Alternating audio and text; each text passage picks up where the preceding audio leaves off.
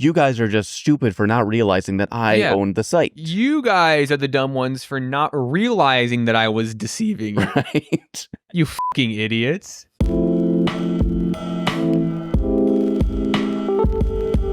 Call of Duty YouTuber T. Martin failed to disclose his ownership of a CSGO gambling website called CSGO Lotto that he was promoting on his channel. Basically, he would say, hey guys, check out this cool CSGO website that I just found. Yada yada, and he'd promote it at the end of his videos. And obviously, in some cases, underage people might access that site, which is predatory. And I know that I was gambling CSGO skins in high school. Exactly. So, but the really big problem here is that he didn't disclose that, well, he's actually the co-owner of this site. And there's actually kind of a loophole around this. So what he did was not technically illegal, but you could definitely say it's immoral. So when you get a sponsorship on YouTube, if HelloFresh sponsors this podcast, I have to say, or make some kind of disclosure, that this podcast, this portion of the podcast, is sponsored by HelloFresh. I have to make that very clear, probably in a multitude of ways, just to have that transparency. T. Martin, he's promoting his own website. So technically, he's not sponsoring himself, but he is pushing his own website. But he does not say, this is my website and I benefit financially directly from this site. It's very clearly deception. Yes, he is actively deceiving his audience, but he's not doing anything technically illegal because... Yeah, he's not sponsoring himself. There is no third party here. He is the owner, the co-owner of this website that he's pushing. Well, this is just another circumstance of not apologizing because you are sorry, you're apologizing because you got caught. Right. I'll say this. So this is like the definition, like, dude got caught, doing some shady shit. A complete opposite example is Danny Gonzalez is a YouTuber that I like a lot, right? I think he's made some really good commentary. He's just funny. He's a funny guy. Recently in one of his videos, I can't remember what it was, but he used a term. It's not like it was a super offensive term or like a very clearly like a slur. But a lot of people were unhappy with his usage of it. They were just like, hey, the way that you said it makes it clear that you didn't know. Right. But we want to bring to your attention that this isn't right. It's not right to say. And this was not a lot of people calling him out. This is a very small amount of people calling him out. So same day, he made a community post. First of all, he said that this is not because of any sort of dogpiling or any sort of unfair hate my way. This is just from people genuinely concerned and wanting to. So automatically, he basically said, this is not people belligerently attacking me. I accept responsibility for that. And going forward, I didn't know this, but I'm hoping that maybe my mistake can also, educate some other people on this. And going forward, I'll definitely do my best to be more mindful of these things because I very clearly was not in the know. Right. And it was just so it's just so cut and dry, like such an earnest thing. That's apologizing because you're sorry. It's not like he got caught. Like I said, not a lot of people were calling him out for this, but he felt the need to address it. And now Mr. Martin here got caught. He got caught. But basically his apology is so bad because, well, he opens it up with his dog, literally, and he's got his dog up in his lap and he's saying, it's so good. How am I going to do this today? Oh, this is going to be a hard video to make there, Pupperino. That's emotional manipulation there. That's a good way to make your audience let their guard down. Like, oh, he loves animals. He's a dog. He's a real person. Let's forgive him. But basically, he takes no responsibility. And he just says, well, actually, I did disclose that this is mine. And you can read here in the small print. And over here, I covered my ass, you guys. I didn't do anything illegal. You guys are just stupid for not realizing that I owned the site. You guys are the dumb ones for not realizing that I was deceiving you. Right. You fucking idiots. You guys are dumb. Now forgive me, please. Yeah, I mean, I'm sorry that you feel that way. Yeah. Yeah, I'm sorry that you're having these problems. So, Mel, I know you've got something to say about this next one. Stop buying Starbucks. Stop buying your mom's medicine. Stop buying your fucking caramel frappuccinos. And give us the $27 a month. So this is Watcher. In April this year, a popular YouTube channel, Watcher, uploaded a video called Goodbye YouTube, where they announced that they're leaving the platform and they're going to make their own subscription-based service. And that did not go over well at all. So 3 days later, they had to come back around and they posted an update and they say, we're going to roll back.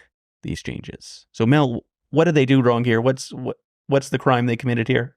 I don't really know why people have been, like, YouTubers have been doing this. The biggest fucking mistake that you can ever make is charging for something that was previously free. Right. You cannot, in any context, you cannot charge for something that the audience once didn't have to pay for. One, I don't know why YouTubers are like opting into making their own homebrewed streaming services for only their content. It makes no sense. One, you're charging for something that was previously free on YouTube. You're changing platforms, and you greatly overestimate people's willingness to switch platforms for content they consume. Mm-hmm. Try Guys are making a streaming service. It's the kiss of death for a fucking YouTube channel. Right. I love the Try Guys. I'm not paying a subscription service for a website that hosts only their videos. I'm not doing that. Right. I think here's the distinction. You should make your free content on YouTube, get sponsors or whatever you need to do to make that money. And if you want to have a separate paid option, that's where you get the Patreon. And what you do on there... By the way, Watcher had a Patreon. Right. They already had a Patreon, yeah. Which was raking in like $100,000 a month. Yeah, you give additional content on top of the free content that people already expect. You say, guys, you want to pay us $7 a month? You'll get early videos. You'll get a bonus video every month. You'll get our podcast early. That kind of shit. Give them extra stuff. Give them benefits. Don't say, fuck YouTube. We're moving over here. And if you want to see Watcher going forward, you're going to have to pay $15 a month just to watch us over on this new site. Is that how much it was? I don't know. Dude, because here's the thing. If it's like $2 a month, $3 a month, I mean, it's still a shitty fucking bad business decision, but like whatever. But a lot of these people are making, for example, I mean, they keep raising the prices, but I pay like $16 a month for Netflix, right? Right. There are so many different movies and TV shows from different studios and different directors, and they got games now too. Yeah. I mean, you're charging, let's say, $10 a month to only watch videos from one person, like from one company? It's silly. It makes no sense. You're not getting your money's worth. They could post 2 videos a day and you wouldn't be getting your money's worth. Funhouse in their prime posted 2 videos a day on YouTube. And it was the greatest YouTube channel of all time. Like, so they would release like 1, sometimes 2 videos a day on YouTube, right? And then they would also release exclusive content through the Rooster Teeth website. Right. I loved Funhouse so much that I paid for Rooster Teeth just to watch their exclusive content. But this was, like, as you said with the whole Patreon thing, this was additional content. If I didn't want to pay for that Rooster Teeth subscription, I still had an ungodly amount of Funhouse videos to watch. Right. I think people greatly overestimate people's willingness to, 1, switch platforms, and 2, pay for something that because if Funhouse one day, well, actually, I probably would have paid for Funhouse. If any YouTuber that I watch today was like, you will only be able to watch my videos through a $8 a month subscription fee, any single YouTuber that I watch today, I wouldn't do it. Right. I would be like, damn, that sucks, man. Yeah, that's too bad. Bye. They got too big for their britches, and they decided that we're popular enough. People want to see our stuff. Why won't they just pay to see everything? And also, their Patreon made like estimated like $100K monthly. Right. They've got ads. They've got merch. They're making money. So when they come out with something like this, it just seems totally like money hungry. Like you don't give a shit about your fans. It is tone deaf. You've been rich for so long, you forgot how normal people pay for things. There's already so many channels which your fans are giving you money, and then you come out and say, hey, here's a new one. Giving us money is going to have to be mandatory going forward. Yeah. Now you have to. Yeah. Like, there have been times where I have gladly, optionally, financially supported creators that I've liked. But I mean, you're essentially, like you said, you're essentially saying this is now a mandatory thing required to view our content. Yes. It's a bad decision. Obviously, that did not go over well. And it went bad. Their entire audience felt like just taken for granted. Like all the support they've given them over the years means nothing if they're not paying them. And they made it seem like, well, you can pay a couple bucks a month to watch us, right? It's no big deal. Yeah, right? No problem for you, right? Yeah. So obviously completely tone deaf and terrible and career destroying. Fortunately, they reacted quickly. And I think they did the best thing they could do to counter this. And they took action. They accepted responsibility. They didn't make excuses. They didn't say, I'm sorry you felt this way. They said, here's exactly why we were wrong for doing this and what we forgot, what we didn't really comprehend with this decision. This was a bad move on our part. We're rolling it back. So, and if you've already subscribed and you think it's not worth it anymore, full refund. Like, let's hope we can move past this. That being said, if they're willing to do this, I mean, what else are they going to do in the future to extort their fans? I think this was a good lesson for them. I think that they lost the plot a little bit, but I think that they were brought back down to earth, and I think that they genuinely are going to learn from this. Right. And they did have a good response to this. They came back and they made a good apology video, which is what we're really focused on. And they took action and they just recompensated these people that had put money down. Yeah. They did the best thing to do in wake of that situation. However, little side note here. It's really weird how everybody was blaming this on one guy. Oh, yeah? They're like, oh, this guy's new. He's like the new co-owner. He's in charge. So everyone's saying this was obviously his choice, his decision, and the other two were just forced to go along. It could be. I don't know.